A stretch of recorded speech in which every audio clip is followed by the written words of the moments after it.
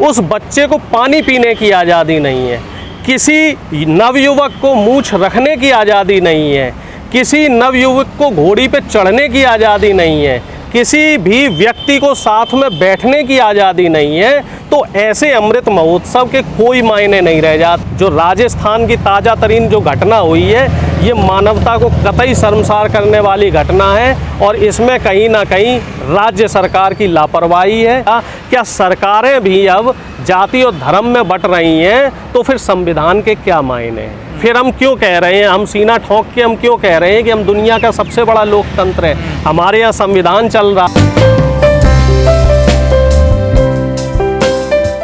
देखिए, हमारे लिए वाकई सोचने वाली बात है कि हम किस देश में और किस भारत में जी रहे हैं। क्या हमने इसी भारत को जीने के लिए या इसी भारतवर्ष की उम्मीद की थी? क्या हमारे पूर्वजों ने इसी भारतवर्ष के लिए देश को आज़ाद कराया, अपने सर्वोच्च बलिदान दिया, अपने प्राणों की आहुति दी? आज बाबा साहब भीमराव अंबेडकर क्या सोच रहे होंगे, उनकी आत्मा क्या सोच रही होगी कि हमने संविधान बनाया, अंग्रेज़ों से देश को आज़ाद कराया, सुभाष चंद्र बोस नेताजी, जवाहरलाल नेहरू जी, महात्मा गांधी जी और जो तमाम स्वतंत्रता सेनानी थे, भगत सिंह जी, तो ये सब लोग, इन लोगों की आत्मा दुखी होगी कि अभी भी जो एक जातीय मानसिकता है और एक जो जातीय द्वेष है वो हमारे समाज से अभी भी नहीं हट पाया है। और इसमें कहीं ना कहीं जो मौजूदा सरकारें हैं उनकी लापरवाही जिम्मेदार है।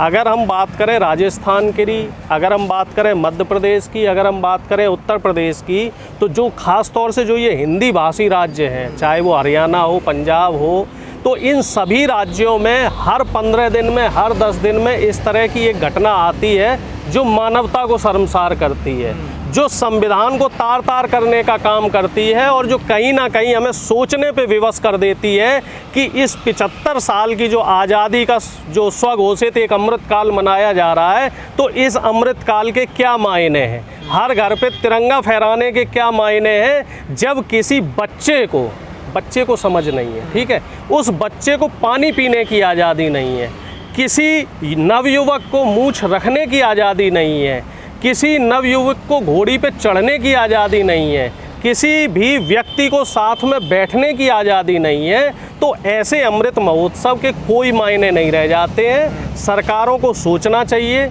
जो अफसर सरकारें नियुक्त करती हैं तो उस पर भी विचार करना चाहिए।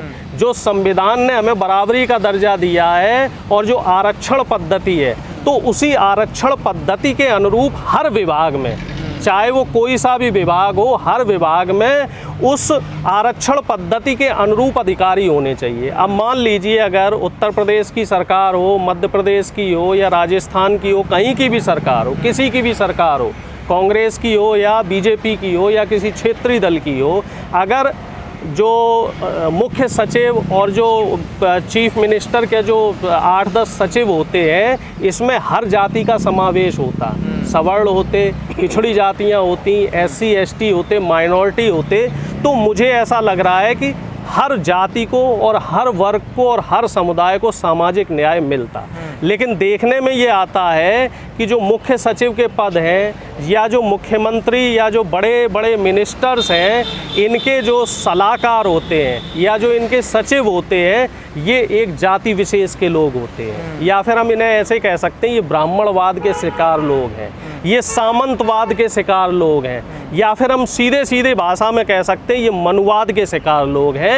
और इनके अंदर कहीं ना कहीं श्रेष्ठता का गुरूर है, घमंड है। इसी वजह से ये पिछड़ी जातियों को, दलितों को, शोषितों को, वंचितों को, आदिवासियों को अब भी अपने बराबर नहीं समझ रहे हैं और इनके साथ दोयम व्यवहार कर रहे हैं। जो राजस्थान की ताज़ा तरीन जो घटना हुई है, ये मानवता को कतई शर्मसार करने वाली घटना है और इसमें कहीं ना कहीं राज्य सरकार की लापरवाही है। तो हम निवेदन करेंगे राज्य सरकार से, और हम राज्य सरकार से हमारी जो मांगे हैं, काफ़ी जो सामाजिक संस्थाएं हैं, सामाजिक संगठन हैं, उन्होंने घेराव करना शुरू किया है, आंदोलन हो रहे हैं और मांग जो रखी गई हैं, तो उन मांगों पे भी पुरजोर तरीके से जो है हम लोग लगे रहेंगे कि जो दोषी है। सर, आपने मांगों का जिक्र किया, अगर यहीं किसी दूसरी कास्ट में अगर ऐसी घटना घट जाती है तो उसको 1 करोड़ रुपए सरकारी नौकरी दी जाती है, और यहाँ अगर कोई दलित के साथ ऐसी हो जाती है 2.5 लाख 5 लाख मुआवजा दिया जाता है। निश्चित तौर पे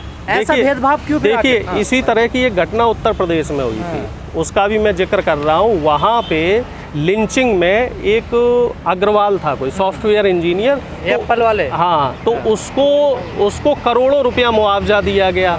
मुख्यमंत्री उससे पर्सनली मिले और उसी के एवज में एक हाथरस पीड़िता की घटना हुई जो पूरे देश ने नहीं पूरी दुनिया ने देखी। और उस हाथरस पीड़िता को, दुर्भाग्य है ये हमारा, उसके परिवार को ना तो अभी तक मुआवजा मिला और ना उसके भाई को अब तक सरकारी नौकरी मिली, जबकि योगी आदित्यनाथ जी ने खुद कहा था कि हम सरकारी नौकरी देंगे। इसी तरीके की एक घटना राजस्थान में हुई, जब कन्हैया लाल की नृशंस हत्या कर दी जाती है तो कन्हैया लाल के परिवार को 50 लाख के मुआवजे की घोषणा की जा रही है। और जो अभी बच्चे की हत्या हुई है तो इसमें जो कंपनसेशन है वो काफ़ी कम है। तो क्या जाति देखकर सवाल जो उठ रहा है वो ये है कि क्या जाति और धर्म को देखकर, क्या उसका सोशल स्टेटस को देखकर कि साहब एप्पल का अगर बड़ा ऑफिसर है या बड़ा ओहदेदार पद वाला है तो उसको मुआवजा 1 करोड़ मिलेगा, अपर कास्ट है तो 1 करोड़ मुआवजा मिलेगा, अगर शोषित दलित वंचित है और अगर उसका सामाजिक रहन सहन थोड़ा नीचा है तो उसको 5 लाख या 10 लाख रुपया मुआवजा मिलेगा। क्या सरकारें भी अब जाति और धर्म में बट रही हैं तो फिर संविधान के क्या मायने हैं? फिर हम क्यों कह रहे हैं, हम सीना ठोंक के हम क्यों कह रहे हैं कि हम दुनिया का सबसे बड़ा लोकतंत्र है, हमारे यहाँ संविधान चल रहा है। और हम जब बाहर जाते हैं, हमारे जो प्रधानमंत्री बाहर जाते हैं, हमारे जो मुख्य जो यहाँ को रिप्रेजेंटेटिव जब बाहर जाते हैं तो वो वहाँ जाके दुहाई देते हैं कि गांधी का देश है, ये अंबेडकर का देश है, ये बीपी मंडल का देश है और यहाँ हम समानता का अधिकार लगा रहे हैं। तो इस तरह की इस तरह की जो दोहरा मापदंड है आखिर क्यों? सर राजस्थान में तो आपकी सरकार है, वहाँ आखिर ऐसा क्यों है? राहुल प्रियंका तो बहुत कहते हैं दलित। मैं सवाल कर रहा हूँ, हम लोग भी आज हम लोगों ने मांग रखी है और गहलोत साहब से हमने जो है बिल्कुल एक तरीके से ये मान लीजिए कि हमारे जो कांग्रेस है और बीजेपी है इसमें फ़र्क है। बीजेपी में अगर इस तरह की कोई घटना होती तो अभी तक बीजेपी के नेता लीपापोती कर रहे होते और हो सकता है कि मानते ही नहीं कि इस तरह की कोई घटना हुई है। इसमें हमारी जो 3-4 मांगे हैं, पहली मांग तो ये कि शिक्षक को मृत्युदंड मिले, दूसरा इस तरह के जो स्कूल हैं जहाँ पे इस तरीके की जाति मानसिकता का काम होता है, जो सरस्वती शिशु मंदिर टाइप के स्कूल हैं जहाँ मनवाद का पाठ पढ़ाया जाता है, ऐसे स्कूलों की मान्यता जल्द से जल्द रद्द हो। ये आरएसएस द्वारा चलाए जा रहे स्कूल हैं, यहाँ पे जाति और धर्म के हिसाब से बच्चों को बांटा जाता है और इसी तरीके की उनको चीज़ें सिखाई जाती हैं। और तीसरी चीज़ जो है मुआवजे की बात हुई है कि जो मुआवजा है कम से कम 50 लाख रुपए से लेके 1 करोड़ तक मुआवजा मिले और पीड़ित के परिवार को सरकारी नौकरी मिले। इस पे मांग चल रही है और इस पे विचार हो रहा है और मुझे लग रहा है जल्द से जल्द इस पे एक्शन होगा।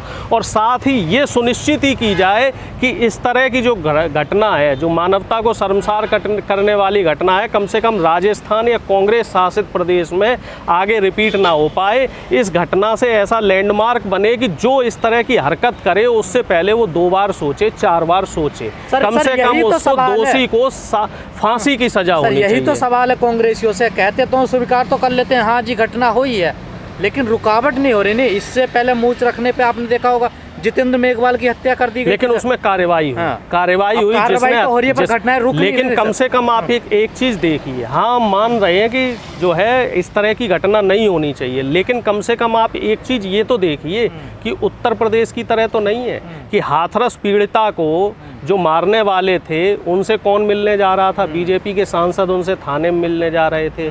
और उससे पहले आप समझिए, उससे पहले तो बीजेपी सरकार, चाहे मंत्री हो चाहे नेता हो, विधायक हो, खुद मुख्यमंत्री मानने को ही तैयार नहीं थे कि उस पीड़िता को मारने वाले सवर्ण लोग हैं, उस जाति विशेष के लोग हैं। उससे कंपैरिजन करके क्या? नहीं, कंपैरिजन नहीं, मैं कंपैरिजन नहीं कर रहा हूँ। अगर उन्होंने गलत किया तो नहीं, आप मेरी बात का आशय समझिए, गलत तो गलत है। मैं ये कह रहा हूँ कि कम से कम कांग्रेस के अंदर इतना साहस है कि हम दोषियों के खिलाफ कार्रवाई कर रहे हैं। राहुल गांधी गए जाएंगे और उनके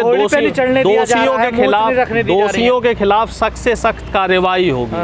कांग्रेस हमेशा हर जाति को और हर वर्ग को साथ लेके चलती रही है और हर जाति को और हर वर्ग को साथ लेके चल रही है सर। अशोक गहलोत के देख लेना, सारे अधिकारी जो एक कास्ट के हैं वो देखिए सारे अपर कास्ट है उनका अधिकारी। अब उस पे भी कार्रवाई होनी चाहिए। मैं आपसे पहले ही कह रहा था कि ये दुर्भाग्य है, अगर सभी जाति के अधिकारी होते तो इस तरह की घटना नहीं हो पाती। देखिए दूसरे की पीर कोई व्यक्ति कैसे समझ सकता है? अपनों की पीर और अपनों का कष्ट ही अपना व्यक्ति समझ सकता है। जब वहाँ पे रिप्रेजेंटेटिव या अधिकारी पिछड़ी जाति के या दलित जाति के होते तभी वो दलितों का दर्द समझ सकते, शोषितों वंचितों का दर्द समझ सकते। इतनी गंभीर है, विधायक इस्तीफा दे रहे हैं देखिए राजस्थान में। अब ये देख लीजिए, अब इसमें आप कंपेयर कीजिए कि विधायक इस्तीफा दे रहे हैं राजस्थान में, लेकिन अगर उत्तर प्रदेश में ये घटना हुई, हाथरस पीड़िता वाली जो घटना हुई, हम उसी घटना को लेते हैं, वैसे तो सैकड़ों घटनाएं हो रही हैं। क्या उत्तर प्रदेश में किसी दलित विधायक ने इस्तीफा दिया? क्या योगी आदित्यनाथ से किसी दलित विधायक का इतना साहस था कि वहाँ पे उनसे सवाल कर ले? नहीं था। यही फर्क है बीजेपी और कांग्रेस की जो सरकार है, इसमें यही बेसिक फर्क है। कांग्रेस सरकार के लाई वो तो दलित विधायक है ना जो इस्तीफा दे रहे हैं, उन्हें दुख हुआ, पीड़े हुआ। वो विधायक किस पार्टी के हैं ये भी तो पता कीजिए ना। ये पता कीजिए ना वो किस पार्टी के विधायक है, ये भी तो पता कीजिए ना। पूरी जानकारी रखिए।